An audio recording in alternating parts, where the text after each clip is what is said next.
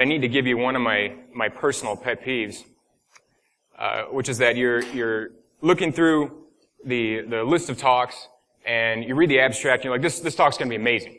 And so you sign up, you walk in the door, and you go to the talk, and your guy starts getting through his wind-up, and you're like, okay, this is great. And then you check your watch, and 10 minutes goes by, and they're not into their content. And you check your watch, and 10 minutes goes by, and you're like, I'm missing 3 other amazing talks. So I'm going to tell you exactly what this talk is about and what it's not about. That way, if you decide this is not for you, you can go do something else. So, this is a defense talk. I'm not dropping any sexy Active Directory, 0 days, nothing like that is taking place here. This is very, very much of a blue team talk geared towards blue team people in the enterprise. Blue team. Red teamers, I'm sorry, you're welcome, but seriously, get out. No, for real. So, this, like I said, this is geared towards the enterprise. If you are a startup or if you're a small company, this is hopefully you will find some good content here, but my hope for you is that a lot of what I'm going to tell you has already been done and taken care of because you're a startup and you've already thought about Active Directory security, okay? So, this is also focused intentionally on domain administrator accounts. I'll get into the reason why in a little bit. Okay, the methodology that I'm going to give you is you can apply to all kinds of different elevated access, but this is particularly geared towards DA accounts. Okay, that's something important to consider. This will not solve all of your Active Directory security problems. If you log on to a DC and you are checking your email and you are clicking links, I can't help you. Please don't do that, other than to say don't do that because that's stupid, okay? So yeah, don't do that. One of the things I have to tip my hat to all the other very, very smart AD engineers that are here. I watched Carlos Perez's talk yesterday. It was outstanding. I watched Chris Campbell's talk. I was terrified watching that thing. I'm like, I have to change all my slides now. So, but a lot of really, really awesome people doing a lot of neat things. So I am the only one stupid enough to come to a hacker conference and talk about defending Active Directory. So this is going to be interesting. So bear with me. Let's talk about goals. I don't like going into a talk and not having people know exactly what they're in for. That's just something that's important to me. So I have very, very specific goals for this particular talk. The first goal is that I want to provide content that is immediately useful to you regarding the defense of your domain administrator accounts as well as your domain controllers. Like I said, this is geared towards the enterprise. And making changes in the enterprise when it comes to just about anything is like steering the Titanic. It's horrible, right? You get to submit a change request to your change approval board. Your manager has to approve it. Your director has to approve it. Blah, blah, blah, blah, blah. Red tape. It's awful. Okay? With that in mind, I want to give you some things that you can do and things that you can accomplish in a month or less. And this is aggressive on my part, knowing that I'm talking to people who work on Active Directory defense in the enterprise. A lot of the things that we're going to talk about are specific ways, things that you can do to bring tighter security around some of your most sensitive accounts in a very, very simple way. Okay? It'd be so easy for me to say something like, what operating system are you running? Well, I'm running Windows 2000. Upgrade to 2012.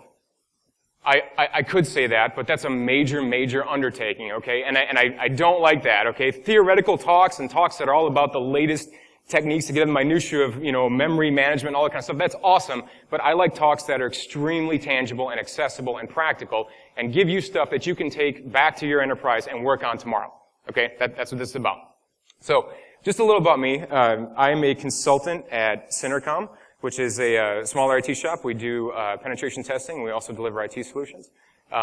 This is going to be weird for me because I just switched jobs Monday. So, a lot of if I refer to my company, I'm talking about my previous company, so this is odd for me. My previous job, I was a Active Directory security engineer. I managed PKI, managed group policy, things like that for a Fortune 500 company. So I did that for a lot of years. So passions include I love development. If I'm not working on AD, I love writing code in C# or PowerShell or Python. Carlos Perez said something yesterday that really hit home with me, which is that whatever the and I know I'm going to screw this up, but conform to the task, right? So if you are working in a particular problem and PowerShell is best suited for that, use PowerShell. If Python is best suited, use Python. I love that. That really resonates with me. Okay, I'm very passionate about InfoSec. I love helping other people in their InfoSec journey. And when I'm not in front of a computer, I'm downstairs in my wood shop, pushing a jack plane or hammering on a chisel or something like that. I love woodworking. So you can find me on Twitter. I blog on Project 500. I love dropping PowerShell one-liners that help with Active Directory stuff. So check that out. So real quickly, we need to take a survey because this is going to help me. How many of you would say you work in a large enterprise? A large enterprise being 5,000 or more users. Okay, about 50% of you. That's awesome. Okay, how many of you say you work in an old enterprise? This is an interesting question, okay? Okay, you're going to see why we're going to get into this in a little bit. 25 plus years, okay? This will have bearing, I promise you, okay? What's the next question? How many of you work in some kind of 80 security? I'm not asking for who's a domain admin or an enterprise admin, though you can admit that if you want. So quite a few of you. Here we go. How many of you have had a pen test sometime in the last 12 months on your domain? Some of you?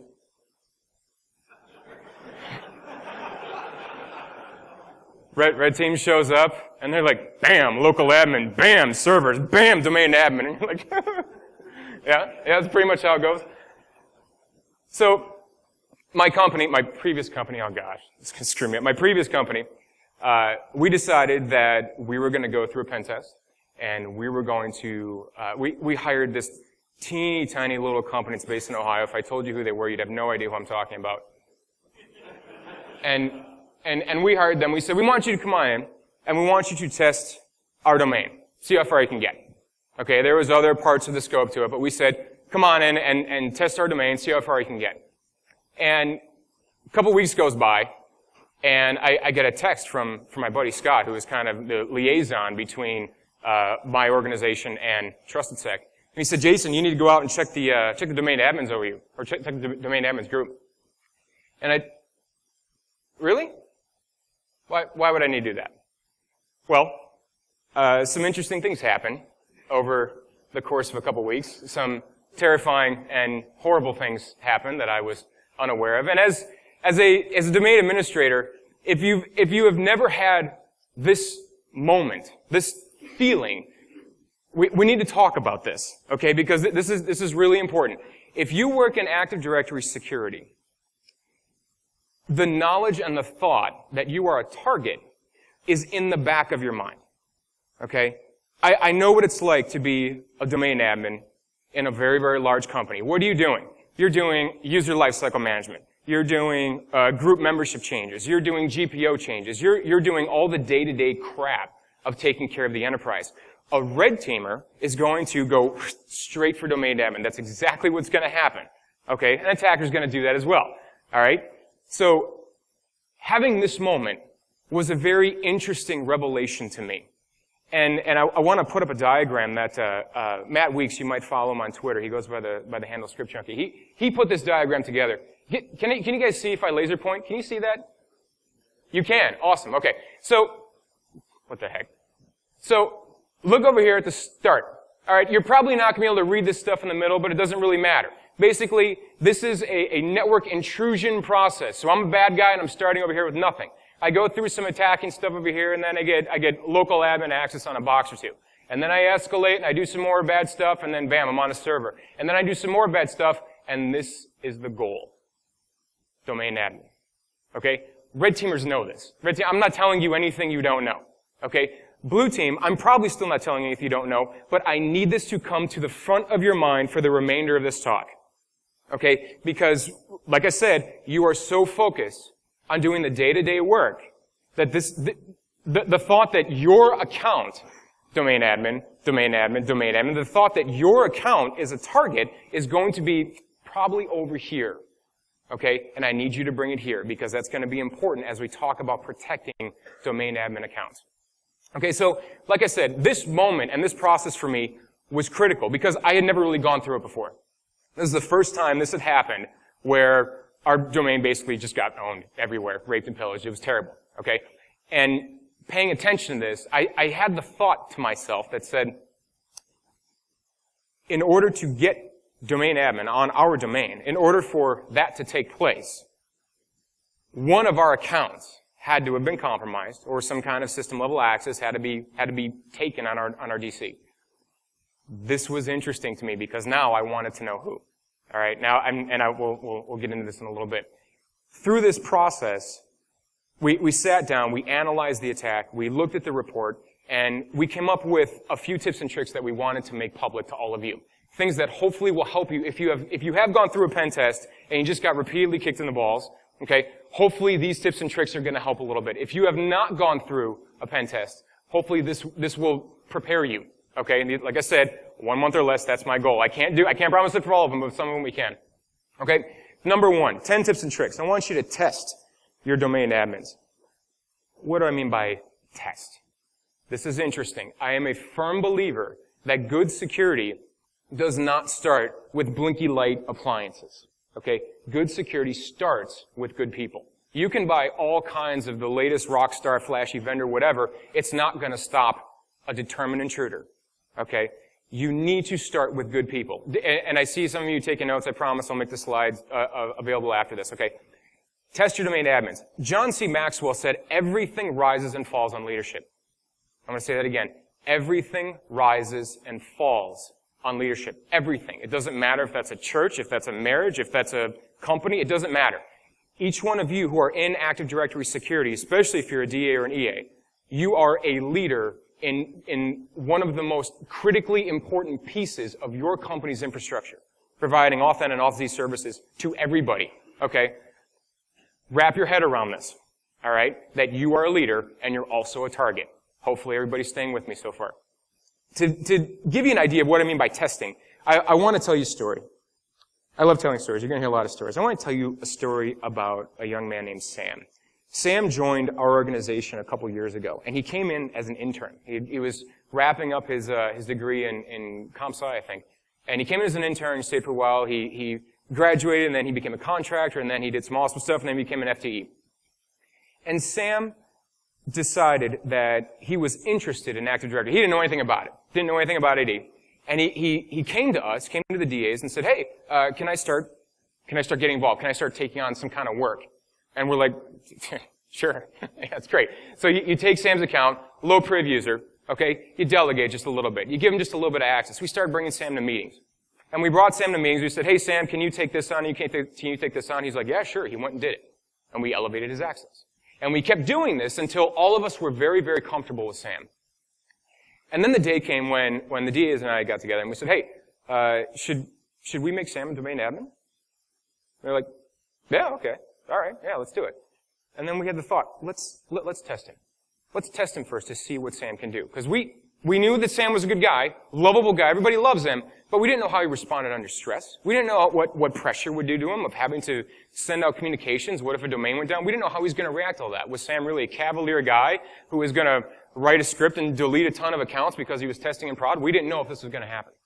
So we found a domain controller in one of our test domains. And the domain wasn't used that often, but it was used, okay? And the domain controller was having problems with replication. It is a corrupt database area, if I remember. So we had other DCs in that particular domain, so it wasn't a big issue. But we told Sam, said, okay, here's your test.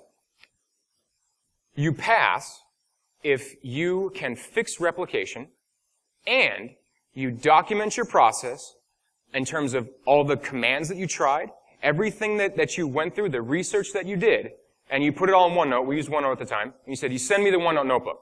Okay, so you get replication working, you fix the problem, but you document it. All right? Here's how you fail. You fail if users get domain not available, so authentication breaks in the domain, or you fail if you're able to fix the problem, but you don't document it. And then I gave him this little thing. I said, Sam, you can ask the DAs questions. If you have questions, go ahead and ask.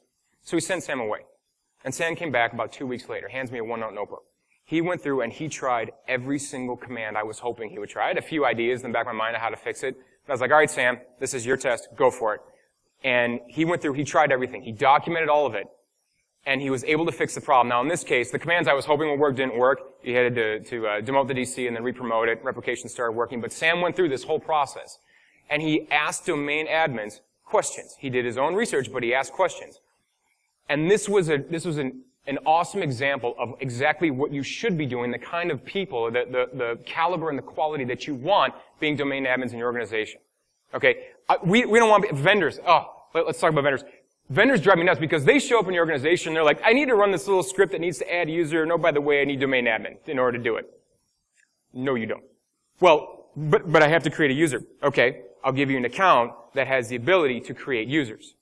And they double click it as that user account and it works. And they're like, but I thought I need domain admin. Well, you didn't. No, you didn't.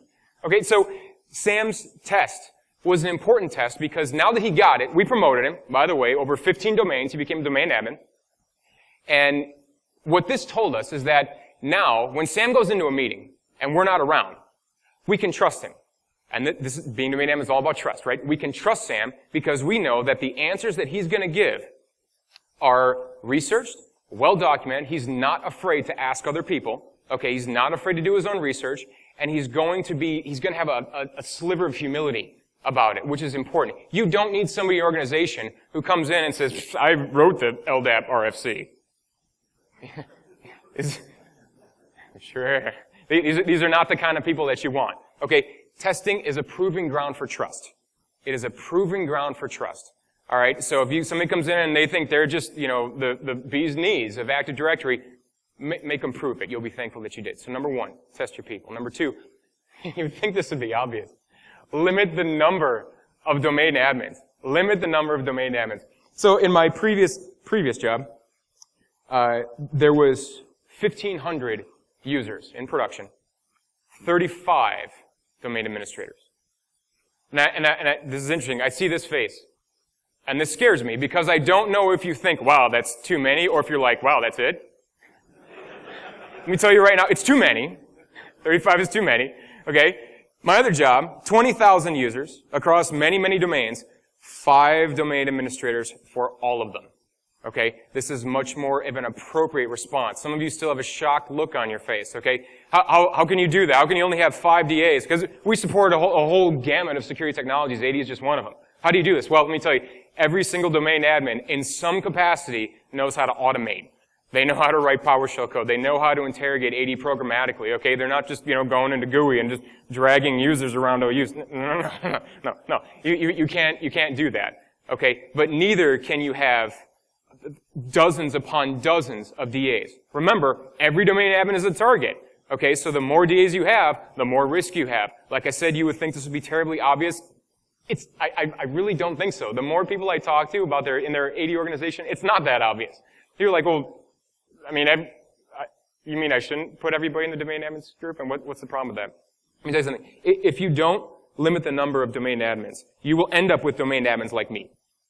Okay? So, a couple jobs ago, remember the company I said there was 1,500 employees? Well, we were going through we were upgrading Windows NT and we were going to Windows 2000. And I was a stupid little kid at the time, but I was domain admin.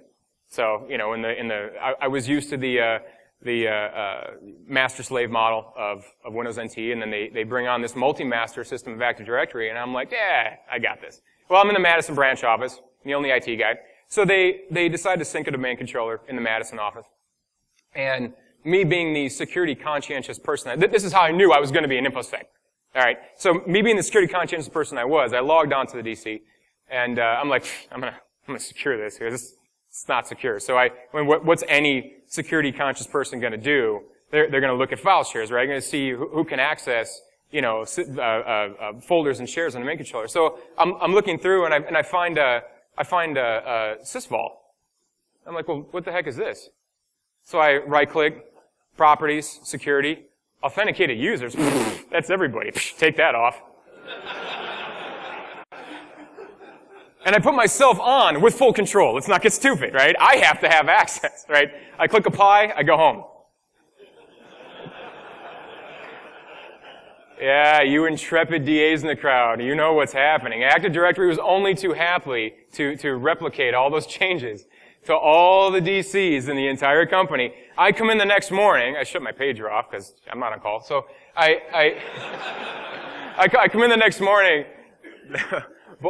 both my bosses are sitting here, so I don't think I told either of them the story in the interview. So I love you guys, really. So I come in the next morning, there's a line of people waiting for me. And they're like, Jason, they're like, we can't log in. I said, well, what's the error? They said, well, it says domain not available. I'm like, domain not available, domain not available. I have no idea. It's called the home office.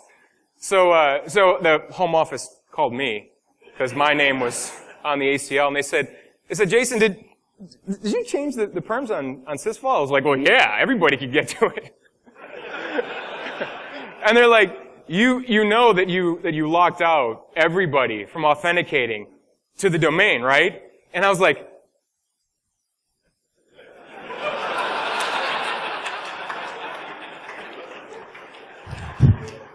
yeah. I couldn't even make that story up. That's so horrible. So, yes, so please limit them. Please limit the number. So you've tested them, you've limited them. Number 3, let's get into some of the technical controls. Separate DA accounts from your everyday account. Okay? Raise your hand if you're already doing this. Alright, less than half the room. Let's talk about this for a second. Okay? Here's what I want you to do. For those of you who did not raise your hand, I want you to log into Domain Controller with your domain admin account on Monday. Okay? I want you to create another account. So Jason1, I want you to create Jason2, or whatever your user ID is. I want you to take that account and put it in domain admins. And then I want you to go to your other account, the account that you log into your workstation with, that you log into servers with, that you log into everything with, and take that out of domain admins. Okay? And people are like, but I'm going to be the same as every other user. Yes. Yes, you are. That's the whole point of this. Okay? We don't want you to log into all these other systems with your domain admin account. Why? Because you are spraying the environment with your domain admin hash. Okay? Let's not do that. Let's restrict. You're going to see the approach that I'm going to take is we're going to take these steps to the point we're going to systematically harden the domain controller and harden your accounts. Okay, this is step number 1. You have to have separate accounts. Alright? Very, very simple, very straightforward to do. And oh, by the way, you're only going to impact your domain admins. You can do this in a day or less. Okay? Unless you got some kind of retarded change approval process. I'm sorry, I can't help you there. But let's say you have the authority to do this. This will go very quickly. So do it. Keep all the rest of your groups, and you got this other account that's just in domain admins. Alright? Separate the account. Okay? Number 4, have a separate DA password policy. Now, the intrepid domain administrator is going to look at me, and rightly so, say, well, wait a second.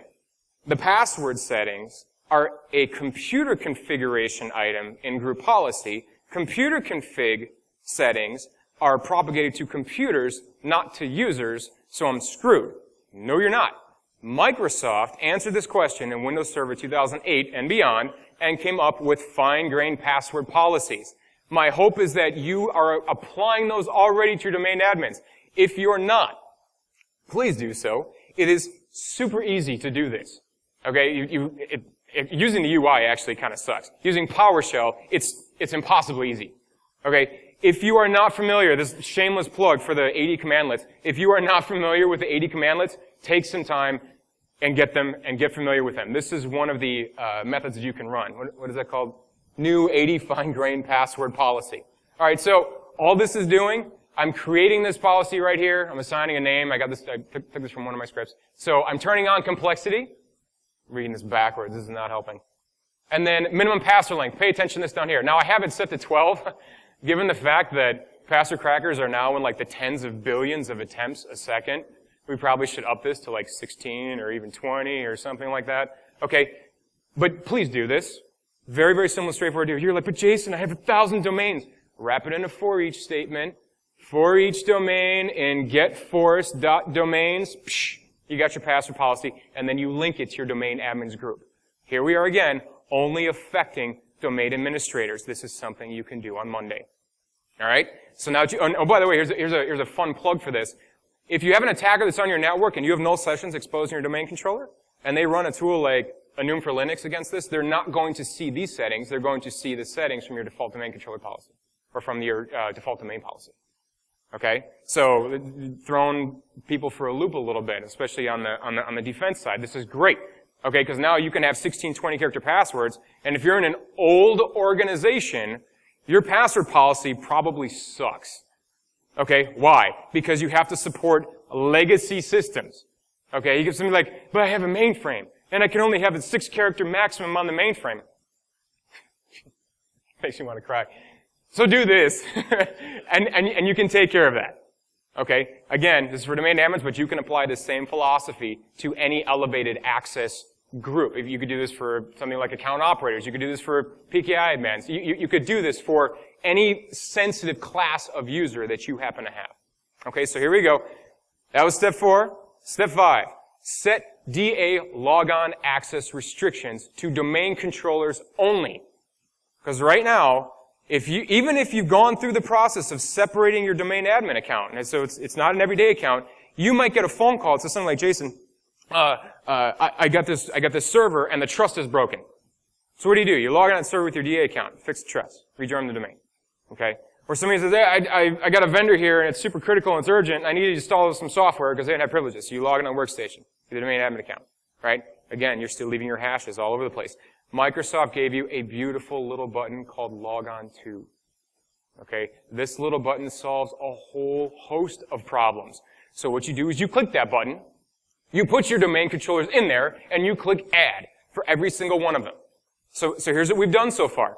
Okay? You have a separate domain admin account with a separate password policy that can now only log into domain controllers. But Jason, I have to log into No, you don't. You can delegate access. Okay? Active Directory is the most delegatable system I've ever come across. Thousands upon thousands of permissions you can delegate. There is no excuses. It's not like you have admins and users. You can delegate anything in AD. Almost anything. Okay? So, the concern over having to, not being able to accomplish certain day-to-day activities can be accomplished very successfully with delegation. Okay, everybody following me on the methodology so far? How we're restricting access even more for your domain admin accounts. And oh, by the way, now we're not leaving hashes anywhere all over the place. Okay, let's go a step further. Disable cached credentials. You can do this through group policy. Okay, here's the GPO setting, right here. So what's it called? Interactive logon, number of previous logons to cache, set it to 0. Now, let's think about this for a second. You can apply this to domain controllers. You can also apply this to, say, a whole class of servers. Why can you do this? And more than likely do it safely. Where are your servers located? What? On the network. Physically? Where are they located? Data center. Right? Do you ever go up to a server and be like, well, unplug it and hope that it's going to run? That doesn't happen unless it's maintenance, right? If it's maintenance, let's say you got a bad cable, you got a bad drive, you got to, reboot and take it off the network, or you got a trust problem, you're going to log in with a local admin account. Okay? You can apply the disabling of cache credentials or setting it to 0 to servers as well. Because chances are your servers are never going to come offline. What is this setting intended to allow? The logging on of cache credentials, and it's really, really, really useful for, say, remote users. It's not necessarily useful for servers. It's not really necessary for domain controllers. I think the default, is when you smarter guys might know this, I think the default is it's either 10 or like 24 cache creds that Microsoft remembers by default. It's a lot. Okay? So, and when the Trusted Sec folks, when they were doing their thing, I would happen to be the AD on call, of course. And I get a phone call from the help desk. They call me up, and I swear the guy had just been out running or something because he was out of breath. He said, Jason, accounts are getting locked out all across the company. And I'm like, how many? Well, 20. I'm like, okay, do you have the IP address? He's like, yeah. So he gives me the IP address. I pull up my buddy Scott. I'm like, hey, Scott, do you recognize this IP address? He's like, yeah, that's Kennedy's box. I'm like, all right. So I'm thinking, security, it's really easy for security to get a black eye in the environment, right? So in your company, you make a change to group policy for, you change the desktop wallpaper, and people call like, my phone doesn't work, revert the policy. Security doesn't need another black eye, right? So I'm on the phone, and I know what's going on, all right? Something went awry, some passwords are getting brute force, and they crossed the policy, and now accounts are getting locked up. So I think to myself, I have to buy some time. So I tell the help desk guy, I'm like, yeah, that's interesting. Why don't you send the case to the server team? So, cause I don't know what that box is doing, so send it over there. So he's like, okay, hang up the phone. I jump on a domain controller, and I pull up all the locked out accounts. 300, 350, 375. I'm texting Scott, tell him to knock it off. 400, 425, and it stops at 425. Refresh 425, refresh 425. I'm like, okay. So I take the accounts, PowerShell magic, pipe it all to unlock AD account, all the accounts are unlocked.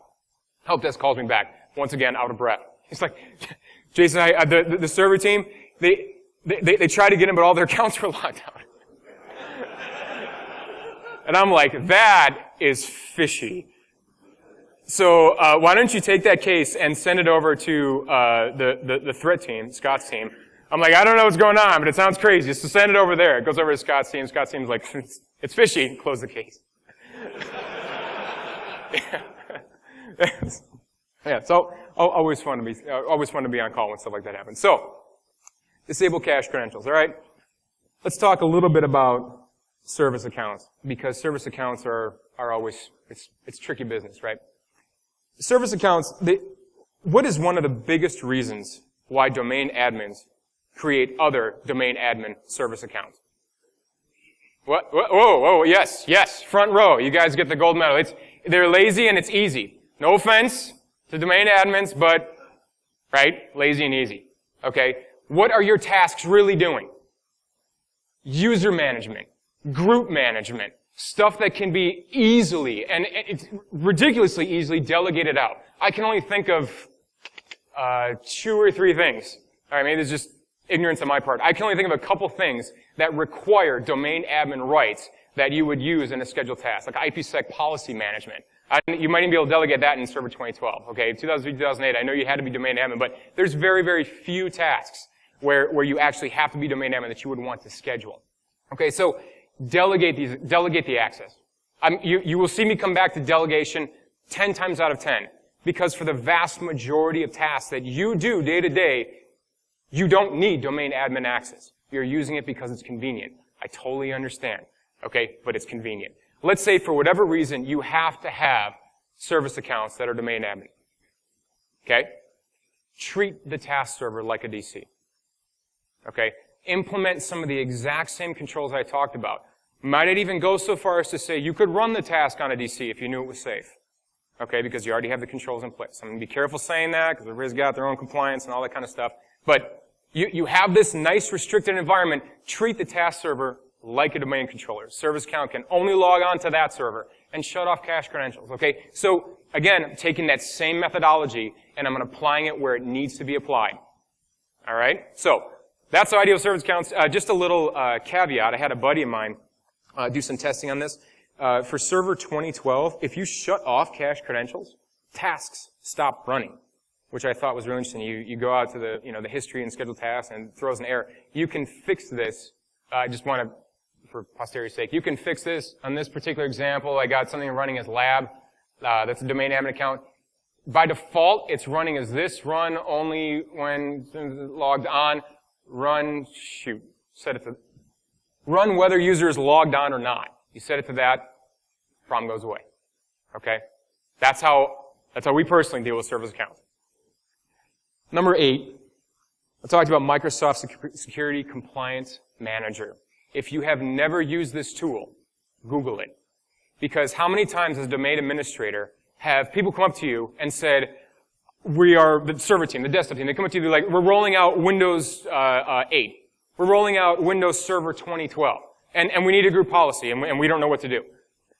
If you're like most domain admins, you have a whole crap ton of other things to do, but yet this is now taking priority. Why? Because you have to get it right. All right? Otherwise, they're going to roll with no security, and then trying to retrofit security is always a huge pain. Okay, so you have to get it right. Find this tool, download it, install it, and run it. You can only see part of it, and I apologize. I know the font's really small. Over on your left, what you're seeing is a list of operating systems, and more importantly, roles for those operating systems. You got the DC role, you got the Exchange role, you got the member server role. Okay, and then over to the right, you see a list of group policy settings.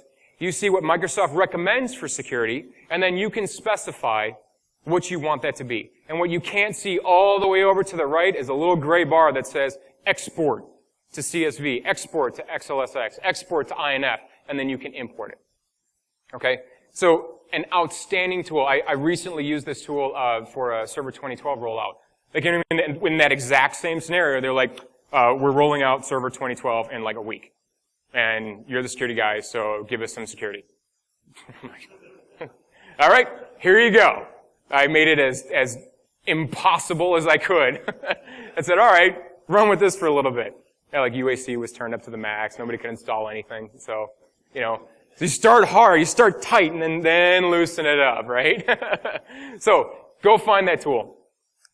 I want to give you a quick word about null sessions. I imagine everybody knows what this is. They all know about the vulnerability, so I'm not going to waste your time describing it, other than to say it's an unauthenticated session directed to your domain controller. When we had to deal with this, it was concerning because of the age of our organization. And here's what I mean by that. Chances are, if you work in a large enterprise, and you work in an old enterprise, it is entirely possible that you are going to encounter bits of code that are using null sessions legitimately. Okay? This occurred in our environment without us knowing about it. Now, you can go into group policy and just shut off null sessions. It's 3 or 4 different settings. You turn it off.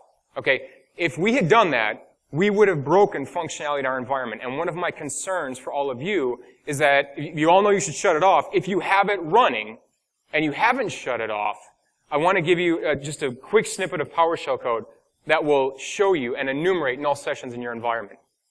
Okay, so that way, before you go turn it off, you can go see where it's being used.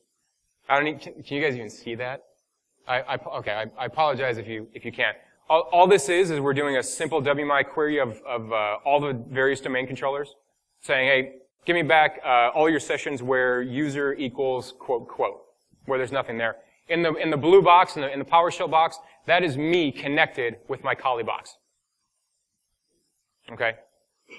On the blog post on the bottom, I wrote up a little more about how to do this more in depth and about what this means. So feel free to go out and check that out. But yeah, grab this code snippet, use it. It's helpful. That way you don't have to shut off null sessions and risk breaking functionality. Okay, like I said, this is enterprise specific. Any red team, it's easy for the red team to exploit your null sessions, throw it in report, you get stuck with the report and you're like, now what do I do?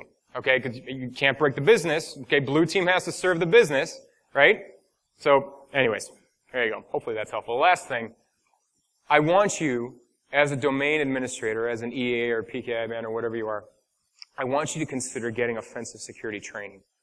And I don't necessarily, this kind of goes to the purple team, but I think it goes a step beyond that. The whole concept behind the purple team is that red and blue have to work closer together. Okay, as a blue team member doing Active Directory security, I want you to consider getting with a company like Offensive Security. Or I had started with CH, and I started, went to CBT, and then I took OSCP. Late, here's the part. Sorry, the EC Council, if you're in the room, but whatever. So, what's that?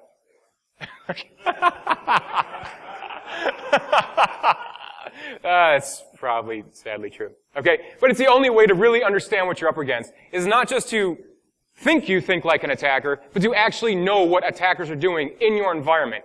I can't describe to you the ginormous light bulb that went on when I had 2 monitors in front of me, and on this side was Kali, and on this side was a lab domain controller. Because if you have a setting like this in your environment, okay, network access, allow anonymous SID name translation, that is one setting in your group policy security settings among dozens, hundreds of the various settings. If you're like me, you probably don't have time to research every single one to know what it does. All right, but if you go through some of this training and you get to use specific tools, this is me running a GNU for Linux on my domain controller. Okay, that setting, set to not defined, means enabled. You are allowing access. And oh, by the way, that's a fully patched 2008 domain controller. Okay, I'm not entirely sure what the 2012 out-of-the-box setting is. All right, but that's me running a GNU for Linux, and that's just doing grid cycling against my domain. You think null sessions might be turned off by default? Not necessarily. Okay, because I'm making use of a null session RPC right here in order to do that. Okay, you set this to disabled. And now you go back and run the same tool again, and you get access denied. To see this in action will give you a much, much greater understanding of the actual risk in your environment. Okay, that attackers are posing against your Active Directory every day, and you don't even necessarily know it. Because like I said, before when you're domain admin doing domain admin stuff, the thought that a target is over here. Put it right here. Okay? Go get the training. Use the same tools and techniques that attackers are using and pen testers are using in your environment and see how it affects your domain. And I promise the light bulb will go on in a very, very real way. So it was last year sometime, I think Chris Gates, he tweeted this out. You guys see this? He was at a CCDC competition. And this was oh shoot, did it get cut off? It said Windows Security Checklist. This is the blue team in the CCDC competition. This is their Windows Security Checklist. So, set the usernames, write the passwords on a piece of paper, change passwords, disable local guest and administrator on all machines. There it is. And that's basically about it. I saw this and I wanted to find these blue team people and just wrap my arms around them and give them a hug and say, we can do better. It's gonna be okay. We can do better. So, one of the things I did, I knew I was not gonna have time, to demo this, but, I put together a very quick kind of stupid simple PowerShell script that I called, domain lockdown. Just quick screenshot of it. All this is doing is the specific checks that I just told you about. So, check out the middle section, looking at domain admin count, looking at whether or not they can log on to other systems besides domain controllers, enumerating null sessions. All right, and then I added a couple of remediate flags. This one is running in Death Blossom mode. If you're a child of the 80s, you'll know what I'm talking about. Oh, come on. I thought that'd be great. Anybody know what Death Blossom is? What? Yes! Last Starfighter. Thank you so much. Okay? Best movie ever. Yeah. Anyways. So the remediation that's taking place down here, this is all the stuff almost all the stuff that I was talking about. Okay, creating password policy objects, ensuring that your domain admins are segregated and can only log on to domain controllers. And then I took the Microsoft best practices GPO for Windows 2008 servers, wrapped it up, dropped it in the script, and this will actually apply it, if you are brave enough, to your domain controllers OU. Test it. Don't do it in prod. Before testing it, test it, test it. Test it. Okay? So, that's it. That's really all I had. Oh, yeah. Yep. Yeah, you can go find it out here. Any questions? There are a few topics that I wanted to get to that I wasn't able to fit in this talk.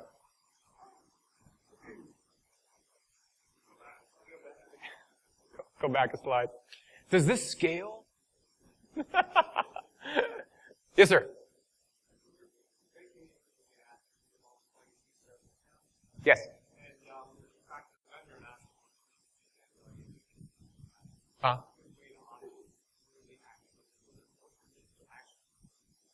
What permissions are actually being used? So just a follow-up question, are you sure the service accounts are still logging in? Like net user, service account / domain, it should tell you that the last logon time? So that's one good way. So when I've had to deal with that exact same problem. So you set up a service account, it gets used for whatever application, and then you think the application might not be being used anymore, but you're not entirely sure. How do you go about it? A couple things that I do is number one, make sure the account's still logging in. Net user ID / domain. It will give you the last logon time. Okay, if that last logon time is greater than 30 days to account for things like batch processes and stuff like that, I'll disable it.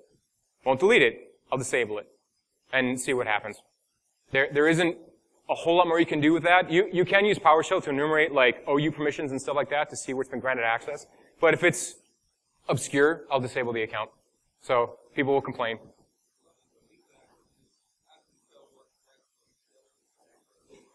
Oh. Okay, so the question was, how can you tell what rights you need to delegate to the account? It's obviously going to be on a case-by-case basis, depending on what the task is doing. So if you had a task that was creating user accounts, okay, and that's what this app was doing, okay, that's all available in the delegation wizard. If you looked at the delegation wizard, so shoot, I wish I had a lab VM. What you can do is pull up Active Directory users and computers. Find an OU. Well, like I said, I'm giving an overly simplistic answer regarding the creation of accounts. Right-click that OU, delegate control, and then you can pick which objects you want to be allowed access. So, for instance, you select the user class, you select the process ID, and then you say create, delete, modify, read, any one of a gazillion different permissions that you can assign in that delegation wizard. So what you have to do, the first thing, number one, find out what access is required. And number two, right-click delegate control on the OU.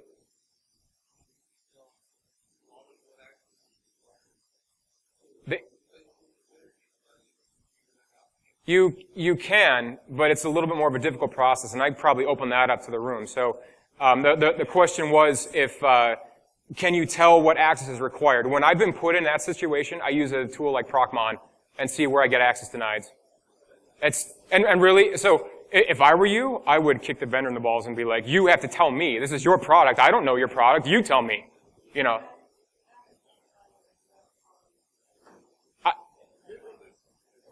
Yes, reconsider. They're like, I don't know what permission needs. Give me enterprise admin. Get out of here. No. Yes, sir. Yeah. You don't have to yell at me. The vendor doesn't know? Say it again. Yell at me. Yes. Yeah. So one thing I will let you know, vendors love to say, I need domain admin, because it's easy. That's exactly what they're going to tell you. They're going to be like, I need domain admin. Why? Because I need domain admin to create some objects and stuff.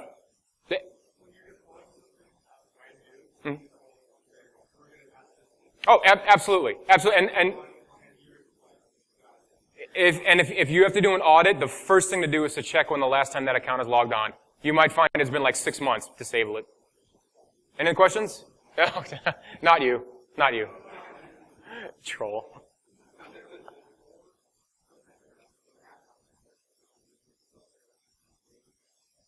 Resistance to making the change?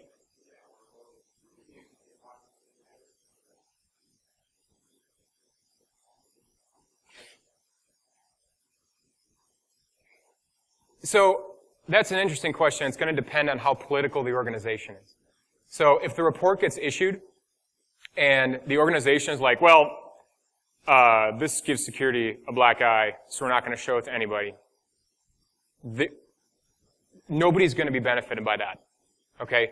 If the report comes out and everybody sees it, or at least the people that are impacted, like, for instance, domain admins, the resistance that was encountered, once people came to that conclusion, be like, wait a second, my account was targeted, that changes things. So, I have 2 minutes left. I'll tell you the story real quick. So, it's lots of fun. So, after the pen test was done, we were wrapping up 2 weeks. Scott told me that Dave had domain admin, so I pulled Dave up on Twitter, and I'm like, hey, I know you got one of our accounts. Whose account did you get? There's only 5 of us. Whose account did you get? He's like, I don't want to tell you. And I'm like, what are you talking about? I was like, whose account did you get? He's like, I feel really bad about it. I couldn't tell if he was just trolling me or what. I'm like, we are the customer. Whose account did you get? He told me the account, with a friend of mine, and he said, I feel so bad. And I'm like, Dave, this is what we paid you for. Why do you feel bad? He said, I'm not going to sleep at night. I said, what's the problem? He told me the password. The password was DerbyCon Rocks.